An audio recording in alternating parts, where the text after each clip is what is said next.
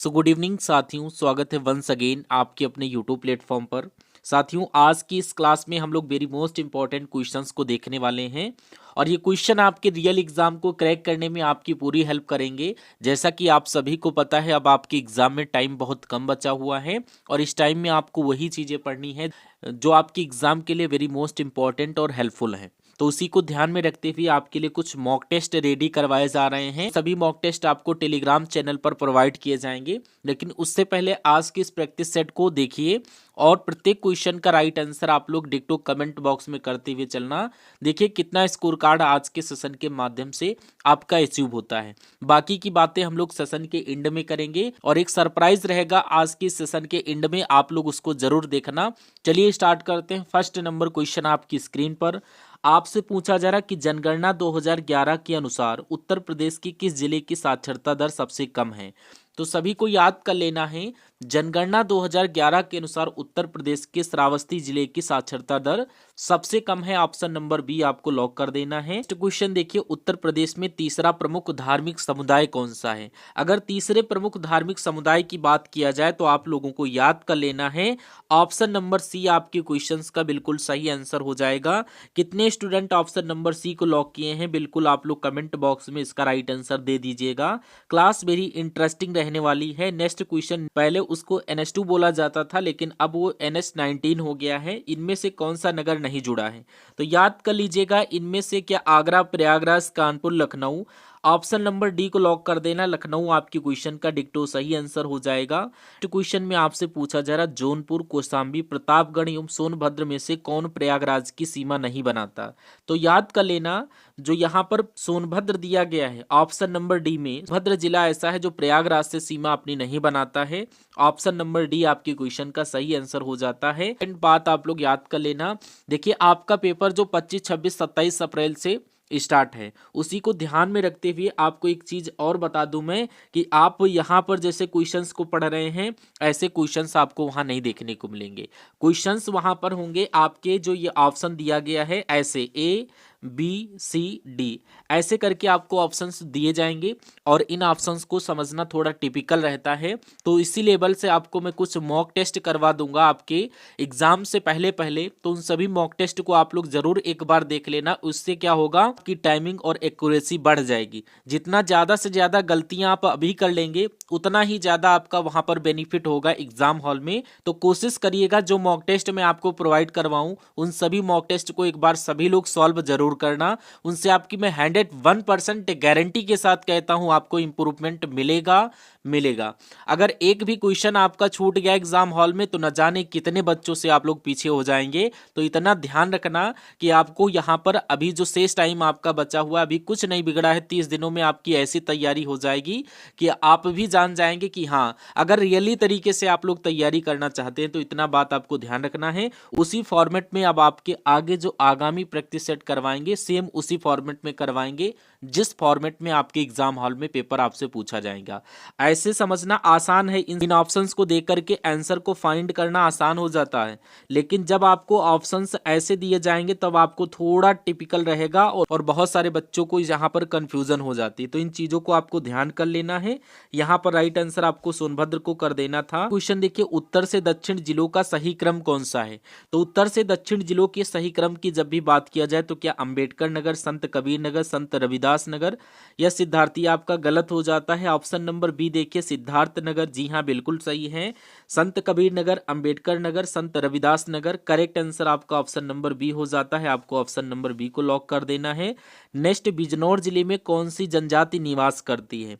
तो बिजनौर जिले की अगर बात किया जाए तो आपको याद कर लेना है, यहाँ पर माहीगीर, जिसको हम लोग बोक्सा या बुक्सा के नाम से जानते हैं, ऑप्शन नंबर बी में दिया गया है, करेक्ट आंसर हो जाता है। सुरहा ताल पश्चिम बिहार कहाँ स्थित है, सभी को पता है बलिया में स्थित है, ऑप्शन नंबर बी में दिया गया है। नेक्स्ट, उत्तर प्रदेश का सबसे बड़ा वन्यजीव विहार कौन सा है। याद कर लेना, हस्तिनापुर का वन्यजीव विहार उत्तर प्रदेश का सबसे बड़ा वन्यजीव विहार है, ऑप्शन नंबर सी बिल्कुल सही आंसर आपने पकड़ा होगा। नेक्स्ट, गाजियाबाद के आमगीरपुर से प्राप्त अवशेष किस संस्कृति को दर्शाते हैं, वैदिक, हड़प्पा, मौर्य या गुप्त। तो यहाँ पर आपको याद कर लेना है हड़प्पा, ऑप्शन नंबर बी में हड़प्पा दिया गया है, जो कि बिल्कुल सही आंसर आपका हो जाता है। क्वेश्चन देखिए, धुरिया लोक नृत्य किस क्षेत्र का है? तो सभी को याद कर लेना है, इंपॉर्टेंट है, 101% एग्जाम में आएगा। धुरिया लोक नृत्य की बात किया जाए तो ये बुंदेलखंड क्षेत्र का है। ऑप्शन नंबर बी, बुंदेलखंड में धुरिया लोक नृत्य किया जाता है। नेक्स्ट, बनारस घराने से संबंधित कौन है? तो याद कर लेना, बनारस घराने से संबंधित Motibai, Rasoolan Bai, Siddheshwari Devi option number B में दिया गया है। जो बनारस घराने से संबंधित थी, ऑप्शन नंबर बी बिल्कुल सही आंसर आपने पकड़ा होगा। नेक्स्ट, राष्ट्रीय कथक संस्थान कहाँ स्थित है? तो राष्ट्रीय कथक संस्थान की बात किया जाए तो याद कर लेना, ये कहाँ पर है? लखनऊ में स्थित है। लखनऊ ऑप्शन नंबर बी आपके क्वेश्चन का सही आंसर है। मोतीलाल नेहरू बाल संग्रहालय कहाँ स्थित है? तो याद कर लेना, ये ऑप्शन नंबर बी लखनऊ में स्थित है, मोतीलाल नेहरू बाल संग्रहालय। ऑप्शन नंबर बी डिक्टो सही आंसर हो जाता है। नेक्स्ट क्वेश्चन देखिए, मौलाना मोहम्मद अली जौहर विश्वविद्यालय कहाँ स्थित है? वेरी मोस्ट इंपॉर्टेंट क्वेश्चन, कई बार रिपीट हुआ था इसीलिए मैंने इसको मेंशन कर दिया है। याद कर लेना, ये रामपुर में स्थित है। रामपुर ऑप्शन नंबर बी आपके क्वेश्चन का सही आंसर हो जाएगा। उत्तर प्रदेश में जैन एवं बौद्ध धर्म दोनों का प्रसिद्ध तीर्थ स्थल कौन सा है? तो याद कर लेना, अगर तीर्थ स्थल की बात किया जाए तो यहाँ पर आपको कौशाम्बी को लॉक कर देना है। ऑप्शन नंबर बी कौशाम्बी डिक्टो सही आंसर है। नेक्स्ट क्वेश्चन, भारत कला भवन संग्रहालय कहाँ स्थित है? तो भारत कला भवन संग्रहालय की बात किया जाए तो ये वाराणसी ऑप्शन नंबर बी आपकी क्वेश्चन का सही आंसर हो जाएगा। नेक्स्ट, जनगणना 2011 के अनुसार उत्तर प्रदेश में महिला पुरुष अनुपात क्या है? तो जनगणना 2011 के अनुसार देखा जाए तो उत्तर प्रदेश का महिला एवं पुरुष अनुपात जो देखा गया था वो 912। ऑप्शन नंबर सी आपकी क्वेश्चन का करेक्ट आंसर हो जाता है। नेक्स्ट, रोजा ताप विद्युत संयंत्र कहाँ स्थित है? करेक्ट आंसर आप लोग बताइए फटाफट कमेंट बॉक्स में, रोजा ताप विद्युत संयंत्र कहाँ स्थित है? याद कर लेना, वेरी मोस्ट इंपॉर्टेंट क्वेश्चन है, सहारनपुर में स्थित है। ये क्वेश्चन आपके एग्जाम में पूछा जाएगा। नेक्स्ट, निम्नलिखित में से कौन सा गैस आधारित विद्युत संयंत्र है? तो गैस आधारित विद्युत संयंत्र की बात किया जाए तो औरैया को लॉक कर देना। औरैया ऑप्शन नंबर सी आपकी क्वेश्चन का करेक्ट आंसर हो जाता है। नेक्स्ट क्वेश्चन, दादरी विद्युत संयंत्र किस प्रकार का है? तो याद कर लेना, ये भी गैस पर आधारित है। ऑप्शन नंबर सी आपके क्वेश्चन का सही आंसर हो जाता है। नेक्स्ट क्वेश्चन, उत्तर प्रदेश में प्रमुख खनिज कौन से हैं? तो उत्तर प्रदेश में प्रमुख खनिज की बात किया जाए तो यहाँ पर आपको लाइम स्टोन और डोलोमाइट को लॉक कर देना है। Option number C limestone और डोलोमाइट आपके क्वेश्चन का डिक्टो सही आंसर हो जाता है। नेक्स्ट देखिए question, very most important question, UP police constable 23/8/2024 की शिफ्ट में पूछा गया क्वेश्चन है, भारतमाला परियोजना किससे संबंधित है? तो भारतमाला परियोजना की बात किया जाए तो आप लोग क्या बताएंगे? करेक्ट आंसर आप लोग फटाफट बताइए। ये अगर आप लोग सड़क मार्ग को लॉक कर रहे हैं तो बिल्कुल सही आंसर हो जाएगा। भारतमाला परियोजना ये सड़क मार्ग से संबंधित है। ऑप्शन नंबर ए बिल्कुल करेक्ट आंसर हो जाता है। नेक्स्ट, सबसे कम लिंगानुपात वाला भारतीय राज्य कौन सा है? यूपी पुलिस कांस्टेबल में पूछा गया क्वेश्चन है। तो सबसे कम लिंगानुपात वाला राज्य पूछा जाए तो आपको याद कर लेना हरियाणा। ऑप्शन नंबर ए आपके क्वेश्चन का डिक्टो सही आंसर हो जाता है। दक्षिण अमेरिका में निम्न में से कौन सा देश सबसे अधिक आबादी वाला देश है?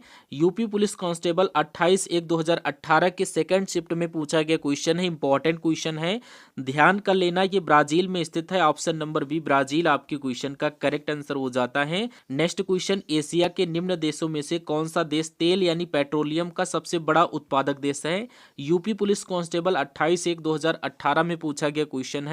तो यहां पर आपको लॉक कर देना है Saudi Arab. Option number A Saudi Arab आपके क्वेश्चन का करेक्ट आंसर हो जाता है। क्वेश्चन में आपसे पूछा जा रहा है, एशिया के निम्न देशों में से कौन सा देश तेल यानी पेट्रोलियम का सबसे बड़ा उत्पादक कौन सा है? तो पेट्रोलियम का अगर सबसे बड़ा उत्पादक पूछा जाए तो आपको सऊदी अरब को लॉक कर देना है। नेक्स्ट क्वेश्चन में आपसे पूछा जा रहा है, नेपच्यून के अलावा अन्य किस ग्रह को नीला ग्रह कहा जाता है? तो याद कर लेना, अन्य जो पृथ्वी ग्रह है इसको नीला ग्रह बोला जाता है। ऑप्शन नंबर ए आपके क्वेश्चन का सही आंसर हो जाता है। नेक्स्ट, ऐसे बागान जहां बिक्री के लिए एक नगद फसल उगाई जाती है उसे डैश के रूप में जाना जाता है, बताइए। निर्वाह खेती, झूम खेती, किचन गार्डन या रोपण खेती? यूपी पुलिस कांस्टेबल 19/6/2018 के सेकंड शिफ्ट में पूछा गया क्वेश्चन है, इंपॉर्टेंट है, हल्के में मत लीजिएगा क्वेश्चन को। निर्वाह खेती को लॉक कर देना। निर्वाह खेती ऑप्शन नंबर ए आपकी क्वेश्चन का सही आंसर है। नेक्स्ट देखिए, डैश भारत का सबसे बड़ा बॉक्साइट उत्पादक राज्य है, राज्य का नाम बताइए। ओडिशा, उत्तर प्रदेश, तमिलनाडु या मध्य प्रदेश? तो यहाँ पर आपको ओडिशा को लॉक कर देना है। ऑप्शन नंबर ए यूपी पुलिस कांस्टेबल के एग्जाम में पूछा गया क्वेश्चन है, इंपॉर्टेंट क्वेश्चन था, ओडिशा करेक्ट आंसर है। पूछा जा रहा है, निम्नलिखित दक्षिणी अमेरिकी राष्ट्रों में से किसमें दक्षिण अमेरिका का सबसे बड़ा वन क्षेत्र है? तो अगर सबसे बड़ा वन क्षेत्र अगर आपसे पूछा जाए तो ब्राजील को लॉक कर देना। दक्षिण अमेरिका का सबसे बड़ा वन क्षेत्र ब्राजील है, option number B correct answer हो जाता है।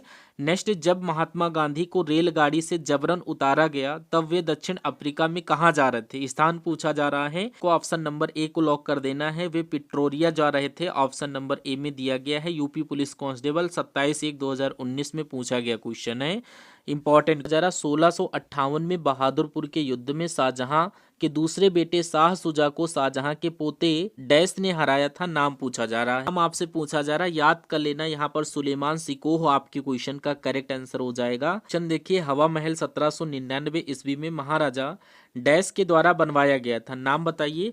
तो यहाँ पर क्या पृथ्वीराज चौहान, राय बुलर भट्टी, सवाई प्रताप सिंह या रानी पद्मिनी? तो ऑप्शन नंबर सी में दिया गया सवाई प्रताप सिंह, जो कि बिल्कुल सही आंसर है। हवा महल सवाई प्रताप सिंह के द्वारा बनवाया गया महल था, option number C correct answer है। देखिए, काकोरी रेलगाड़ी लूटपाट की कल्पना राम प्रसाद बिस्मिल और डैश ने की थी। तो यहाँ पर आपको याद कर लेना है, राम प्रसाद बिस्मिल और अशफाक उल्लाह खां के द्वारा की गई थी, option number C correct answer है। यूपी पुलिस कांस्टेबल 28/1/2019 की शिफ्ट में पूछा गया क्वेश्चन है। क्वेश्चन में पूछा जा रहा, शिवाजी के छोटे बेटे का नाम बताइए जो तीसरे छत्रपति थे। यहाँ पर आपको राजा राम को लॉक कर देना है। राजा राम शिवाजी के छोटे बेटे का नाम था और ये यूपी पुलिस कांस्टेबल में पूछा गया क्वेश्चन है, इंपॉर्टेंट क्वेश्चन है। नेक्स्ट क्वेश्चन में आपसे पूछा जा रहा है, एक पौराणिक कथा के अनुसार किस देवता ने दशामेघ घाट पर किए जाने वाले दशामेघ यज्ञ के दौरान 10 घोड़ों की बलि दी थी, नाम बताइए। तो यहाँ पर आपको भगवान ब्रह्मा को लॉक कर देना है। भगवान ब्रह्मा, ऑप्शन नंबर बी आपके क्वेश्चन का करेक्ट आंसर हो जाता है, इंपॉर्टेंट क्वेश्चन। अगर आप सीरियसली ढंग से तैयारी कर रहे होंगे तो इन सभी क्वेश्चंस को आपको तैयार करना है। सेम ऐसे ही क्वेश्चन आपके रियल एग्जाम में देखने को मिलेंगे। क्वेश्चन देखिए, 1913 से 14 में हुए ताना भगत आंदोलन के नेता कौन थे? तो यहाँ पर आपको याद कर लेना, उस समय जो नेता हुए थे वो जतरा भगत हुए थे। जतरा भगत, ऑप्शन नंबर सी डिक्टो सही आंसर हो जाता है। इतिहासकारों के अनुसार निम्नलिखित में से किसे दिल्ली का पहला सुल्तान माना जाता है? तो पहले सुल्तान की बात किया जाए तो यहाँ पर कुतुबुद्दीन ऐबक आपकी क्वेश्चन का करेक्ट आंसर हो जाएगा, option number B correct answer आपका बन जाता है। नेक्स्ट, कुतुबुद्दीन ऐबक किस राजवंश के संस्थापक थे? तो याद कर लेना, ये गुलाम वंश के संस्थापक माने जाते हैं। भारत के प्रथम गवर्नर जनरल कौन थे, नाम बताइए। तो अगर प्रथम गवर्नर जनरल की बात किया जाए तो आपको यहाँ पर लॉर्ड विलियम बेंटिक को लॉक कर देना है, ऑप्शन नंबर सी डिक्टो सही आंसर आपका बन जाता है।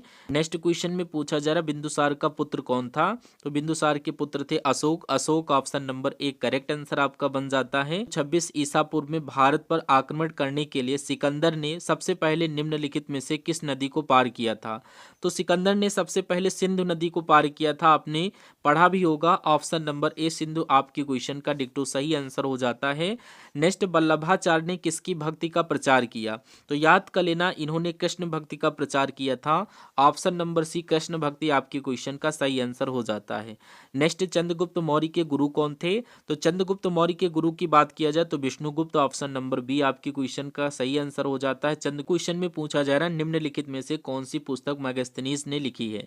तो मेगास्थनीज की बात किया जाए तो इन्होंने जो पुस्तक लिखी है Indica, Indica option number C में मेंशन किया गया, जो कि बिल्कुल सही आंसर हो जाता है। नेक्स्ट क्वेश्चन देखिए, तृतीय बौद्ध परिषद का आयोजन किसके द्वारा करवाया गया था? तो यहाँ पर आपको अशोक को लॉक कर देना है।